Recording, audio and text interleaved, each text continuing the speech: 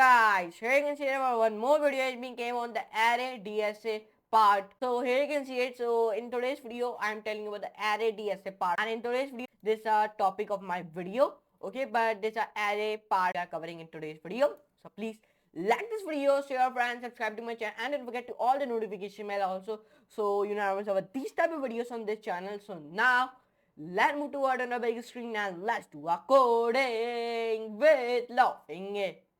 Find common elements in three sorted arrays. So let's start our first topic. Given three sorted arrays in non-decreasing order, print all common elements in these arrays. Note that in case of duplicate common elements, print only once. For example, input A square bracket then equals to 1, 5, 10, 20, 30 in curly brackets. Then comma, then B square bracket then equals to in the curly bracket 5, 13, 15, 20. And C then square bracket then equals to 520. Output will become 520. Explanation: 5 and 20 are common in all the arrays. Okay, if you see, the 5 and 20 are common in all the arrays. That's why the output will become input A then square bracket equals to 2, 5, 10, 30. Then B square bracket then equals to 5, 20, 34. Then C square bracket then equals to 5, 13, 19. It gives me the output 5. Why? 5 occurs multiple times in all three arrays, but it will be printed once. Here you can see in the A variable the 5 has been printed, in this B variable the 5 has been, and in the last C variable the 5 has been printed. So that's why 5 it is giving me the 5 output. Try it on GFG practice. Table of content. First, native approach using hashing /0 n plus n1 plus n2 plus n3 multiply by log n1 time and o n1 space. Expected approach using 3 pointers minus 0 n1 plus n2 plus n3 time and o1 space. Naive approach using hashing minus 4 n1 n2 n3 multiplied by log n1 and time and o n1 space. Now the basic idea is to use hashing for storing the common element and in three sorted arrays. This can be implemented by iterate over the first array and for each element mark its value equals to 1 in hash table. Now iterate over the second array and for each element in the second array mark value equals to 2 of only those elements which already had the value equals to 1 in the map. This will ensure that all the common elements among the first two arrays have value equals to 2 in hash table. Number 3. Finally, iterate over the third array and for each element in the third array mark value equals to 3 of all those elements which already had value equals to 2 in the hash table. Print all elements from the map which has value equals to 3. Below is our implementation of above approach. This one CSS code implementation of the in the above approach. So let's run it. This is the many codes. There are 60 codes. So the output will become common elements, then ratio, then 520. Then I will be explaining you why. So like you know, in the previous video you use the wraplet. So in today's video we are also using the wraplet, and let me open my C++ file where we wrote our where we paste our CSS code. So sorry, C++ code. So let's open our C++ file. So it take a little bit time to open it because the net is my working is a little bit slow, not very much, a little bit. Okay. And please get ready for part 5. Part 5 is also coming very soon, so get ready for it. So it will take a little bit time, then it will be open. Okay. So this and you are thinking why I'm using the wraplet. In the wraplet there you do not want to install any C++ extensions and all the things. In the wraplet you only write your codes perfectly, and then it give you the output. In the Visual Studio Code you download the extensions and all the thing. But the Visual Studio Code is offline text editor, but wraplet is online. It is work on browser. That's why there are some disadvantage or applet also.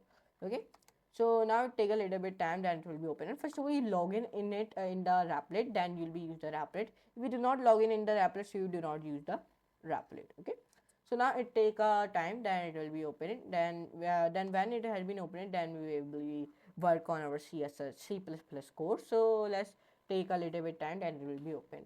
But let me minimize it, and the output will become a common element, a ratio 520, like I have told you. Okay, and why this type of an output will become, that I will be told you when I run the code. So then I will be told you. So why my Replit has been not opening? So let me click on the Replit. Okay, there is some glitch, so that's why it is not opening. Now it has been opened.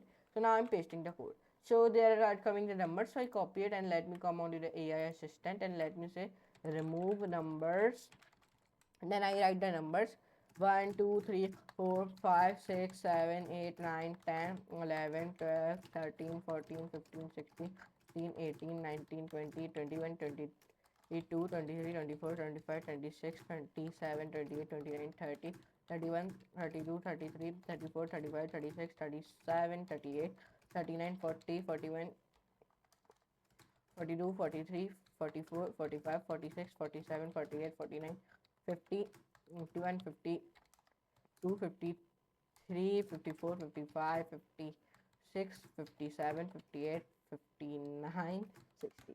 So now it has been starting to remove my all the numbers which I have written down. So it has been started, so it has been removed all the numbers. So I will be copy my code and then I come on my file and then I paste it.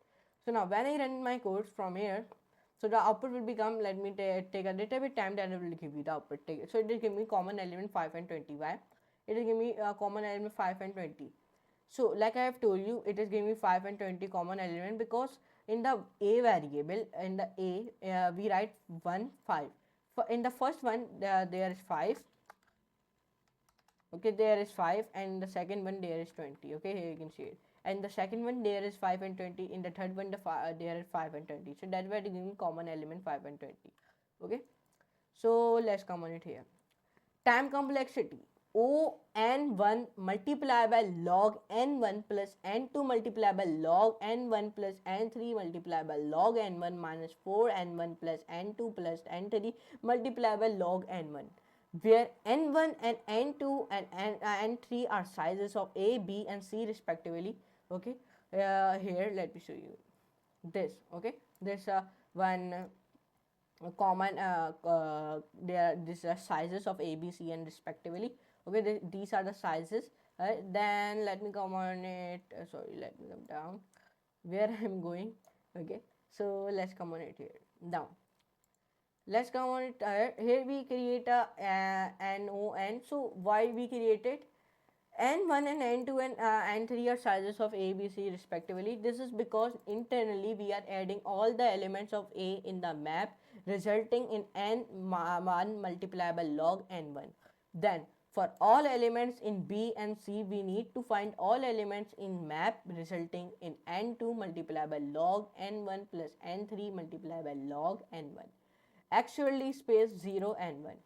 Expected approach using 3 pointers minus O n1 plus n2 plus n3 time and 0 1 space.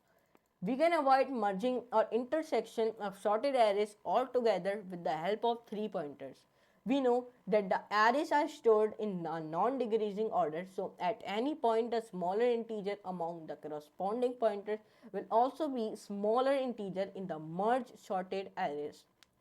With the fact, the approach can be defined as first. So to find the common integer among the 3 sorted arrays from the starting position, we can take simply 3 pointers, one at each sorted array, and check if the current elements are same or not. Number 2, when a common integer has been found, we want to move forward in each array, otherwise only the pointer to the smallest integer among the 3 must move forward. The working of this approach has been explained after the implementation. Below is the implementation above approach. So in there we run this approach. Okay, implementation. So let's run this implementation. So these all the code has been written. So the output will become common elements 5 and 20. Why? Let me tell you.